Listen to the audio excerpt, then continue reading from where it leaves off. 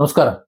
നമ്മുടെ നാട്ടിൽ ഇന്ന് കേട്ടുകൊണ്ടിരിക്കുന്ന ചില തമാശകൾ അല്ലെങ്കിൽ ചില കണ്ടുപിടുത്തങ്ങൾ, ചില സംഘടനാ നേതാക്കളുടെ കണ്ടുപിടുത്തങ്ങളൊക്കെ കേൾക്കുമ്പോൾ, അത് കാണുമ്പോൾ ചിരിക്കണോ കരയണോ എന്നറിയാത്ത വല്ലാത്തൊരു അവസ്ഥയിലാണ്. അയോധ്യയിലെ രാമക്ഷേത്ര നിർമ്മാണം നമുക്കറിയാലോ. അത് ലക്ഷക്കണക്കിന് അല്ലെങ്കിൽ കോടിക്കണക്കിന് ഇന്ത്യയിലെ വലിയൊരു ഭാഗം ജനങ്ങൾ വൈകാരികമായി ഒത്തുപിടിച്ച് നടത്തിയിട്ടുള്ള ഒരു വലിയ ഒരു പ്രയത്നമാണത്. കോടിക്കണക്കിന് സാധാരണക്കാരായ ഭക്തര് അവരുടെ അന്നന്നത്തെ ആഹാരത്തിൽ നിന്ന് മാറ്റിവെച്ചും കഷ്ടപ്പെട്ടും നൽകിയ പണം കൊണ്ടാണ് അവരുടെ വിശ്വാസത്തിന്റെ പ്രതീകമായിട്ടുള്ള രാമക്ഷേത്രം ഉയർന്നത്. പക്ഷെ ഇപ്പോ ആ ക്ഷേത്രത്തിന്റെ കാണിക്ക വഞ്ചിയിൽ നിന്ന് ലക്ഷങ്ങൾ, കോടികൾ, അവിടെ വരുന്ന പണം അത്രയും, പണം മാത്രമല്ല, സ്വർണം, രത്നം, എന്തൊക്കെയാണ് കൊണ്ടിടുന്നത് നമുക്ക് പറയാൻ പറ്റൂല. ആൾക്കാരുടെ, വിശ്വാസികളുടെ കഴിവും പ്രാപ്തിയും അനുസരിച്ച് അവിടെ പലതും വരും.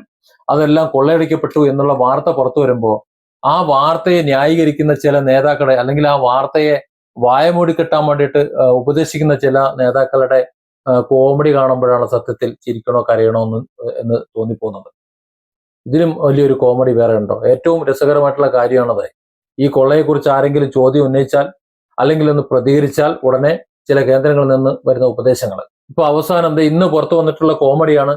ഭക്തരിപ്പോ ഒന്നും പ്രകോപിതരാകരുത്, വളരെ ക്ഷമയോടും വിവേകത്തോടും കൂടി ഇരിക്കണം. അത് മാത്രം പോരാ, ഈ കൊള്ളയെക്കുറിച്ച് കൂടുതൽ സംസാരിച്ചു കഴിഞ്ഞാൽ അത് രാജ്യവിരുദ്ധർക്കും ഹിന്ദു വിരുദ്ധർക്കും, ഈ ഹിന്ദു വിരുദ്ധരില്ലാത്ത കഥയില്ല. ഈ രാജ്യസ്നേഹികൾക്കും ചില ഭക്തർക്കും നിലനിൽക്കണമെന്നുണ്ടെങ്കിൽ ഈ രാജ്യവിരുദ്ധരും ഹിന്ദു വിരുദ്ധരും വേണം എന്നുള്ളൊരവസ്ഥയിലേക്ക്, അല്ലെങ്കിൽ ഇങ്ങനെ പറയെങ്കിലും വേണം എന്നുള്ളൊരവസ്ഥയാണ്. കാര്യം എന്തിലും കൊണ്ടുവെക്കാൻ എന്തെങ്കിലും വേണമല്ലോ. ഏതായാലും അവർക്കൊക്കെ ഒത്താശ ചെയ്യലായി മാറിപ്പോവും. അതുകൊണ്ട് മിണ്ടാതിരിക്കണമെന്നാണ് പറയുന്നത്. വല്ലാത്തൊരു കണ്ടുപിടുത്താണ് ഈ ഉത്തരവാദിത്തപ്പെട്ട സംഘടനാ നേതാക്കൾ ഇപ്പോൾ ഇറക്കിയിരിക്കുന്നത്. എന്തൊരു മനോഹരമായ ന്യായീകരണം എന്ന് നോക്കൂ. സാധാരണക്കാരെ, വിശ്വാസികളെ പൊട്ടന്മാരാക്കിക്കൊണ്ട് അവർ സമർപ്പിച്ച പണം മുഴുവൻ കപ്പലിലെ കള്ളന്മാരെന്നെ കൊള്ളയടിക്കുക. എന്നിട്ട് അത് കണ്ടിട്ട് ആരെങ്കിലും ഉറക്കെ ഒന്ന് പ്രതികരിച്ചാൽ, അല്ലെങ്കിൽ ദേ കട്ടോണ്ട് പോണേ എന്ന് വിളിച്ചു പറയുകയാണെന്നുണ്ടെങ്കിൽ അതിനുടനെ രാജ്യവിരുദ്ധനും മതവിരുദ്ധനുമായി മാറുക. ഇനി ഈ കള്ളൻ കപ്പലിൽ തന്നെ ഒളിച്ചിരുന്നു കൊണ്ട് പുറത്ത് നിൽക്കുന്നവനെ നോക്കിയിട്ട് ദേ കള്ളൻ പിടിച്ചോ എന്ന് വിളിച്ചു പറയുന്നത് പോലുള്ള വിചിത്രമായ ഒരു അവസ്ഥയാണത്. വിശ്വാസികളുടെ പണം മോഷ്ടിച്ചവനെ പിടിക്കുന്നതിനേക്കാൾ വലിയ അത്യാവശ്യം അത് പുറത്തു പറയുന്നവന് ദേ അത് കള്ളനാണ്, അവൻ മോഷ്ടിക്കുന്നുണ്ട് എന്ന് വിളിച്ചു പറയുന്നവന്റെ വായടപ്പിക്കലാണെന്ന് കരുതുന്ന ഈ ബുദ്ധിയെ ശരിക്കും സമ്മതിക്കാതിരിക്കാൻ വയ്യ.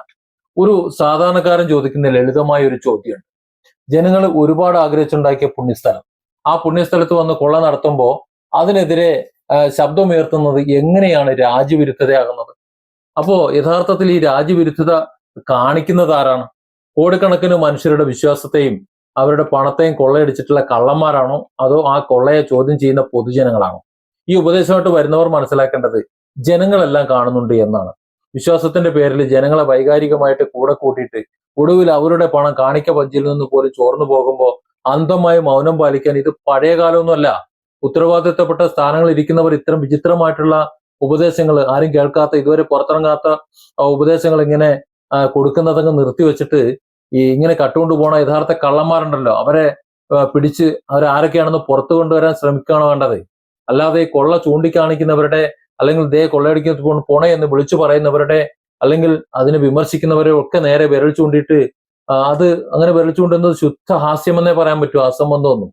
ഈ കപ്പലിലെ കള്ളന്മാരെ സംരക്ഷിക്കാൻ പുറത്തു നിൽക്കുന്ന വലിയൊരു സമൂഹമുണ്ട്. ആ സമൂഹത്തിന്റെ വായടപ്പിക്കാന്ന് ആരും കരുതേണ്ട ആവശ്യമൊന്നുമില്ല. ഈ വിഷയത്തിൽ കൃത്യമായിട്ടൊരു സുതാര്യ അന്വേഷണം ഉണ്ടാകുക തന്നെ വേണം. സാധാരണക്കാരുടെ പണത്തിന് അല്ലെങ്കിൽ അവരുടെ വിശ്വാസത്തിന് കൃത്യമായ കണക്ക് ബോധ്യപ്പെടുത്താൻ വേണ്ടി അധികാരികൾ ബാധ്യസ്ഥരാണ്. അല്ലാതെ വിചിത്രമായ ന്യായീകരണങ്ങളും അല്ലെങ്കിൽ ഭീഷണികളോ അല്ലെങ്കിൽ ഉപദേശങ്ങളോ ഇറക്കിയിട്ട് അതിനെ മറികടക്കാമെന്ന് കരുതേണ്ടതില്ല. കാരണം അത്രത്തോളം പ്രതിസന്ധികൾ അല്ലെങ്കിൽ പ്രതീക്ഷകൾ എന്ന് പറഞ്ഞാൽ അത്രത്തോളം കാലത്തെ പ്രതീക്ഷകളെല്ലാം കാത്തിരുന്നിട്ടുണ്ടാക്കിയ ഒരു പുണ്യഭൂമിയാണത് വിശ്വാസികളെ സംബന്ധിച്ചിടത്തോളം. ഈ കട്ടെടുക്കുന്നവരും അല്ലെങ്കിൽ അതൊരു ബിസിനസ് സ്ഥാപനമാക്കി മാറ്റുന്നവരെ കുറിച്ചും ഒന്നും പറയാനില്ല.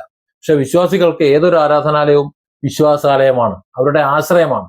ആ ആശ്രയത്തെ കൊള്ളയടിക്കാൻ, അല്ലെങ്കിൽ അവർ വിശ്വാസപൂർവ്വം കൊടുക്കുന്ന കാണിക്കയെ കൊള്ളയടിക്കാൻ, രാമക്ഷേത്രം പോലെ ഒരു ക്ഷേത്രമാകുമ്പോൾ എന്തായാലും അത് കോടികളെ ഉണ്ടാവുള്ളൂ, ലക്ഷങ്ങളുടെ കണക്കല്ല, അതിന് പുറത്തു പോകും.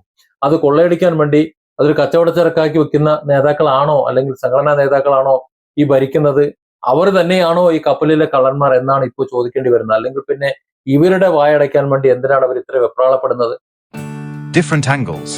Don't forget to subscribe and support this channel.